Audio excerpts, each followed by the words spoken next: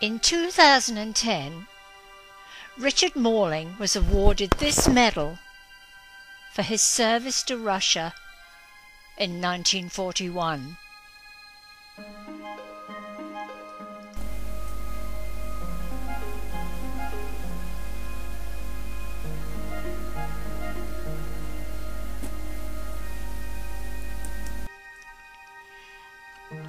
Now, Richard, tell me, what led you to make this documentary?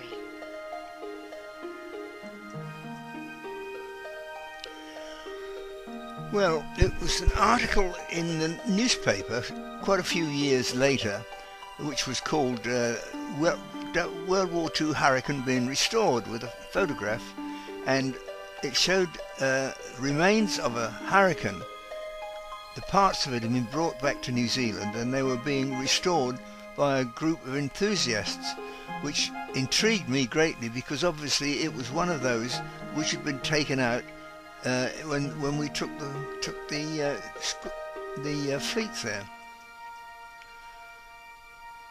I followed this up by I inquired in the Air Ministry, and they very kindly sent me some documents and everything like that with some photographs, and I thought, well, this is wonderful. What I'll do is I'll write up this whole business of how I came to join this organisation that went out to Russia with this 151 wing.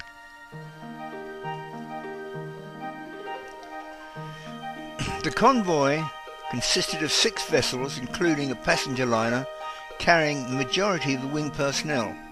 I was in the advance party of about 20 men who were accommodated on a Dutch freighter. Its holds were full of munitions, and it carried as deck cargo some Hurricane aircraft in crates. We were escorted by a varying number of Royal Navy warships depending on the assessed danger in any particular position. The coast of Norway was a particularly dangerous area because the Luftwaffe were operating from airfields near Petsamo. To minimise the risk, the convoys made a wide diversion routing via Iceland, passing north of Bear Island to the entrance of the White Sea.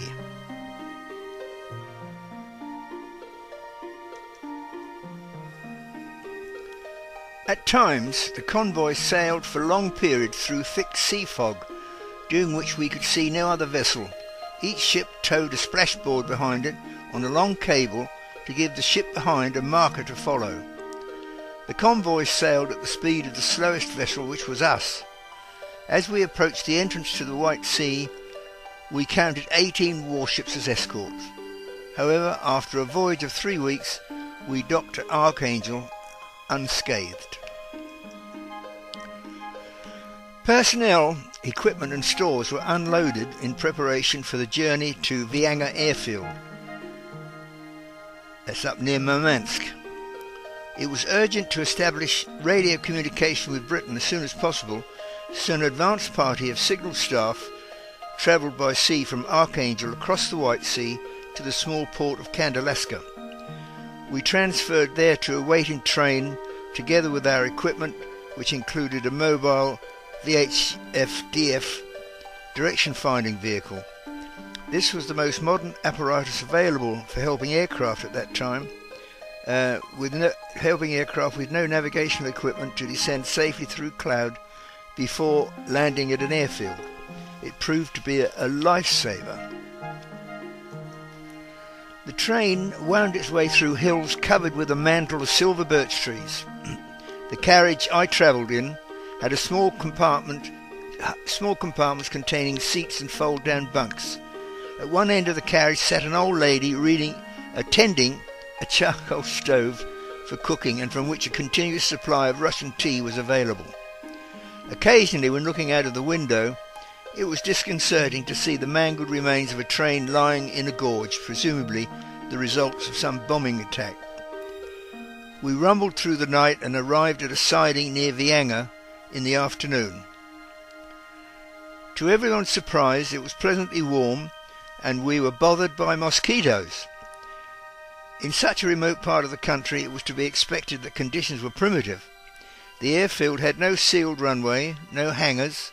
Roads were muddy tracks. However, we did have comfortable accommodation in a two-storey building of brick, although water and toilets were outside.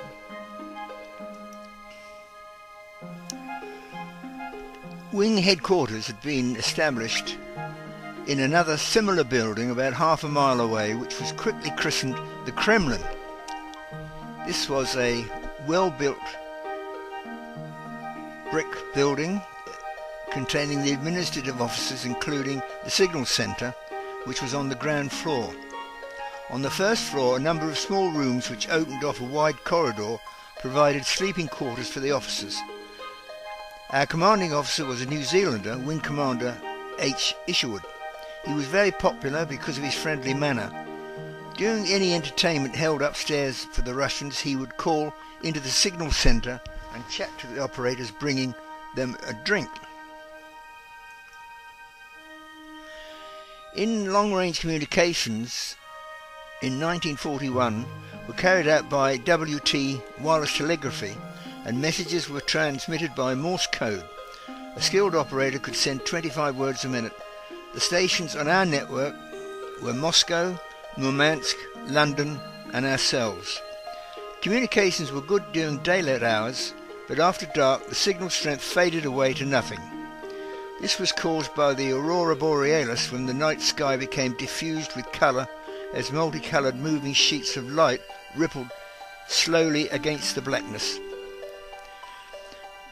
Due to the lateness of the season and the poor weather conditions, the opportunities for flying combat missions were limited to 5 or 6 days. In spite of this, the two squadrons were able to shoot down 15 German aircraft for the loss of only one of ours.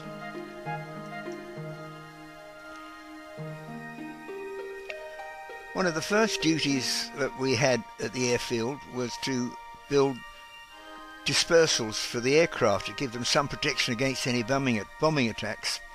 And the photograph shows the Russians were very helpful in this. These are Russian soldiers helping to clear the ground to make preparation to put a Hurricane in a defended position there.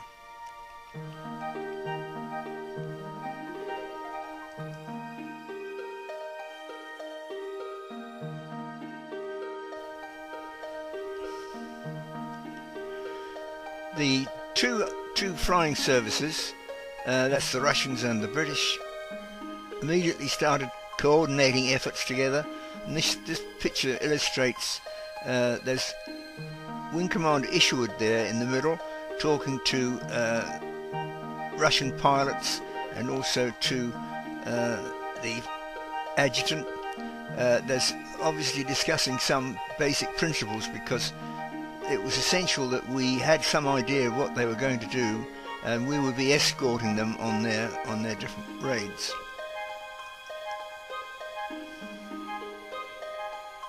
The next picture gives a good illustration of how the two air forces work together up there.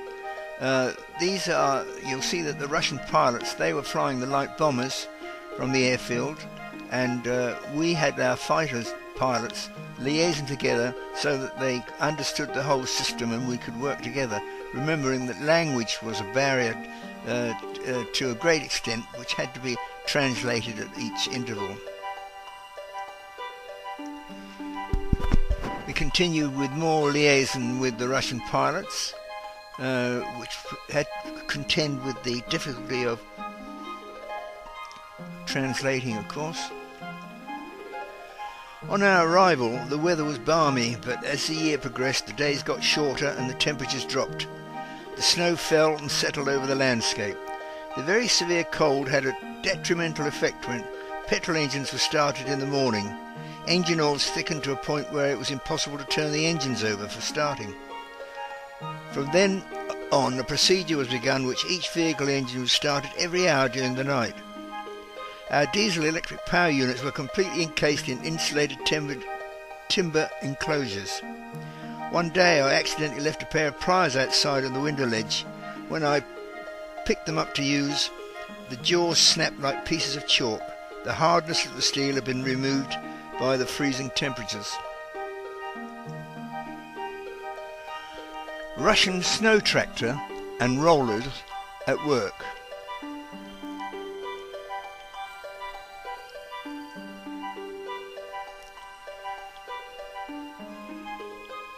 General Officer commanding the Red Air Force, Major General Kuteshnov.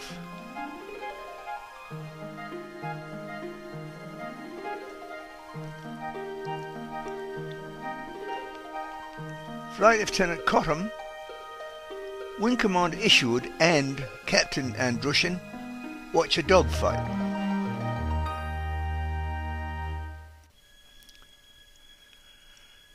Flight Lieutenant Cottam and the Russian Captain Andrushin watch a takeoff from the control point.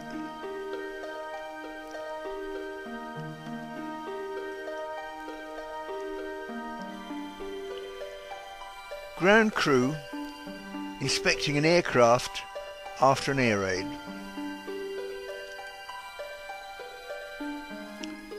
RAF fighter pilots at the aerodrome at readiness.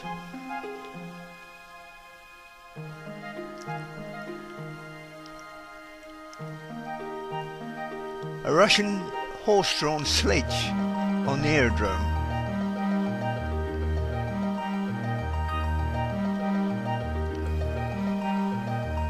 Burial service for 2 RAF airmen accidentally killed in a flying accident.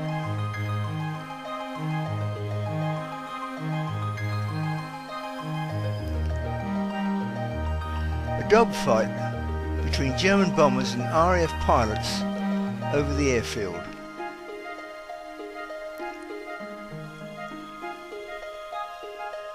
Hurricanes preparing for takeoff bearing the Russian star.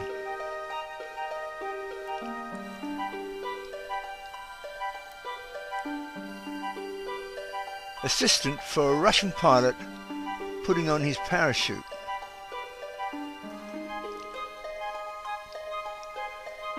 A Russian pilot being helped into the cockpit.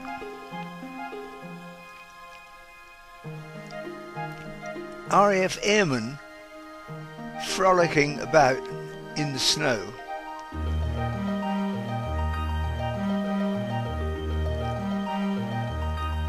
Playing in the snow.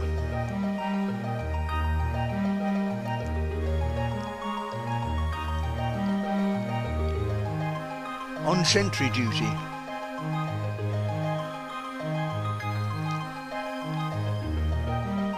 Snow gear for RAF ground crew being left behind. RAF personnel about to return to the UK.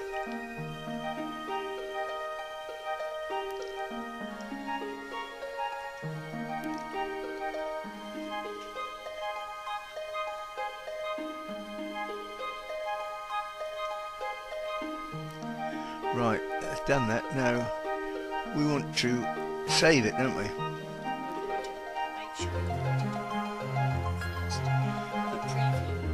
Do the preview, right.